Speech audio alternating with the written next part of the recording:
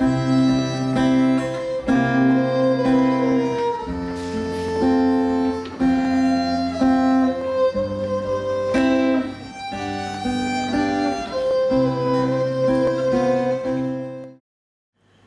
Nyonya Abendanon Mandri, sesudah bahasa, ilmu bumi sangat menarik hati saya.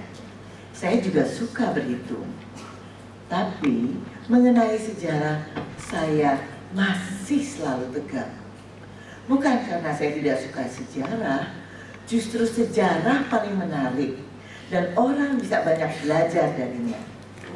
Tapi bentuk penyajiannya dalam buku-buku pelajaran itu kurang menarik bagi saya.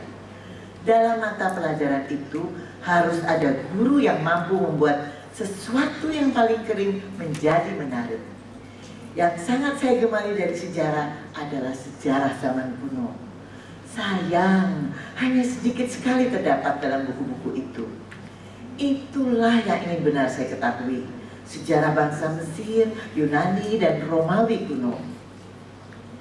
Kami sekali-kali tidak hendak menjadikan murid-murid kami sebagai orang-orang setengah Eropa atau orang-orang Jawa yang kebarat-baratan. Dengan pendidikan yang bebas, kami bertujuan terutama sekali akan menjadikan orang Jawa sebagai orang Jawa sejati. Orang Jawa yang dijiwai dengan cinta dan semangat untuk tanah air dan bangsanya. Dengan penghilangan tanaman atau binatang dari berbagai macam, diperoleh jenis tanaman atau binatang yang unggul. Bukankah hal itu juga berlaku bagi adat istiadat bangsa-bangsa? Apabila sesuatu yang baik dari bangsa yang satu dicampur dengan sesuatu yang baik dari bangsa yang lain, tidakkah campuran itu akan tumbuh adat kebiasaan yang mulia?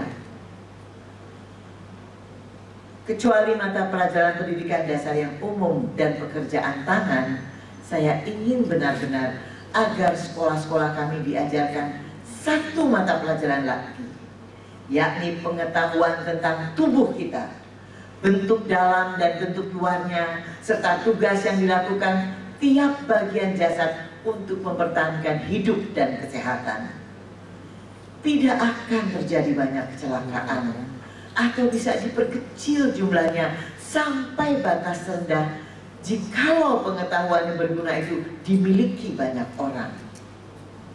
Pengetahuan ilmu kesehatan, ilmu merawat, dan ilmu balut-membalut itu harus merupakan bagian dari pendidikan kita, saya rasa.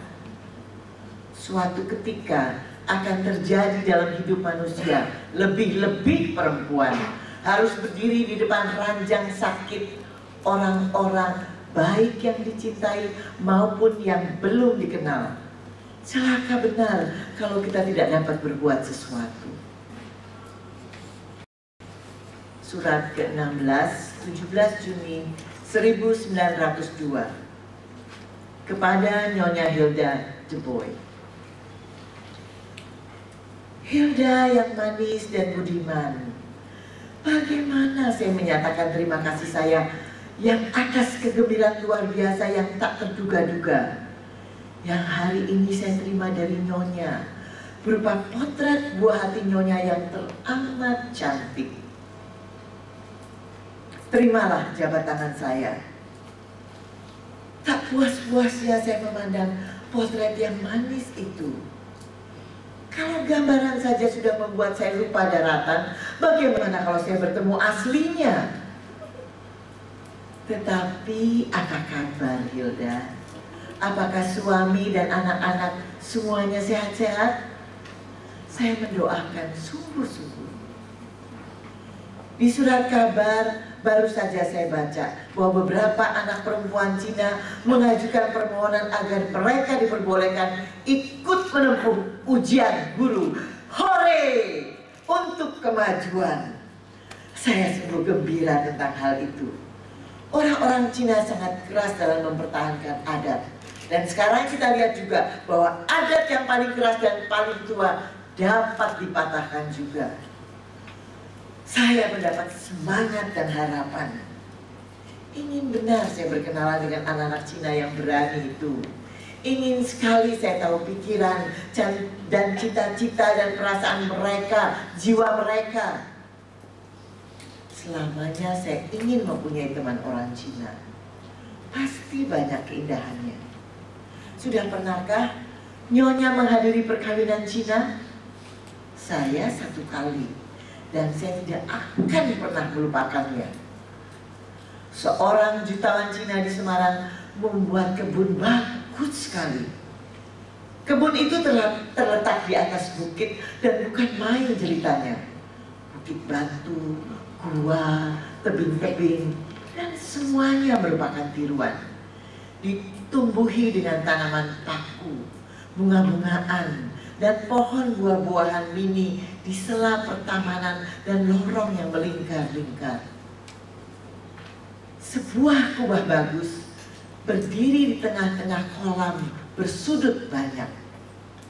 Tempat gurami dan ikan mas berenang-renang. Di sampingnya ada bukit. Di dalamnya ada gua dengan kamar mandi. Melalui tangga lingkar yang membelit gua itu, sampailah kita di atas bukit. Di situ berdiri 2 buah kuil mini, pohon buah-buahan dan segala macam bunga tumbuh dan bermekaran. Kebun itu merupakan dongeng yang menjadi kenyataan. Kebun itu merupakan dongeng yang menjadi kenyataan. Hanya polong-polong dan peri-peri yang berkilau-kilauan putih perak masih harus tampil dari celah-celah bukit batu dan gua untuk melengkapi dongengnya. Gagasan yang mendasari itu adalah puisi, dan perwujudannya itu merupakan kesenian. Tetapi di mana ada kesenian tanpa puisi? Semua yang baik, yang luhur, yang suci, dalam satu kata, segala yang indah dalam hidup ini adalah puisi. Dan bagaimana pendapat Nyonya sekarang mengenai bangsa kulit coklat? Bagaimana ungkapan keseniannya? Aduhai, saya suka sekali membanggakan bangsa saya.